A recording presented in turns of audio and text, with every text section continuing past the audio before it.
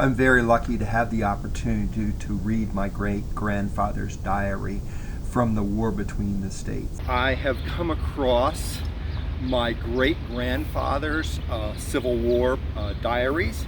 He was in the Civil War from the beginning to the very end and lived, did not lose any limbs, and did not become afflicted by smallpox or any of the other diseases that he did help his other fellow warriors with.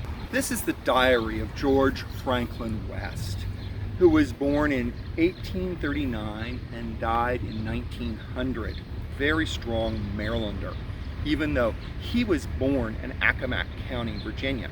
So I thought it was appropriate that we would start our video here at historic White's Ferry. He joined forces, the Confederate forces, early on.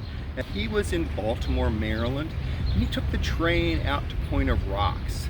George Franklin West traveled from Baltimore on the 8th of May, 1861, toward Richmond. He got to Leesburg that day, but he left at 5 a.m. I started at the 5 a.m. western bound train from Baltimore and Ohio Railroad in the company of a Mr. White and a Mr. I.L. Upton, whose acquaintance I formed in Baltimore.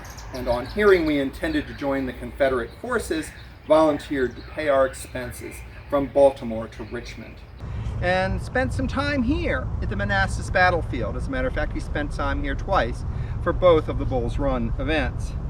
At 4 p.m. suddenly, we were again ordered to march with 40 rounds of cart, the whole brigade and 2 regiments of Georgians, off for Falls Church in 15 minutes' notice. I crawled out and we made it about 3 miles when we were ordered back. The alarm seems to have been false, as severe, as over 40 regiments were on the march and all available artillery. The hurry seems to have frightened somewhat of our lady visitors, who were hurried along in a wagon with us, though they must have been brave girls, for they walked along the entire way from Washington through the enemy's camp and our pickets to see their brother. What will not women do? And what have they not done for us in this war?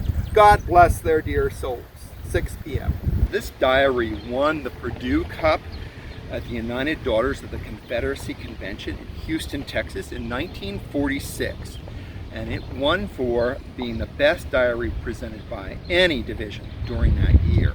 This diary was found through the help of an Ancestry.com member and a relative of mine who I met through the Ancestry process.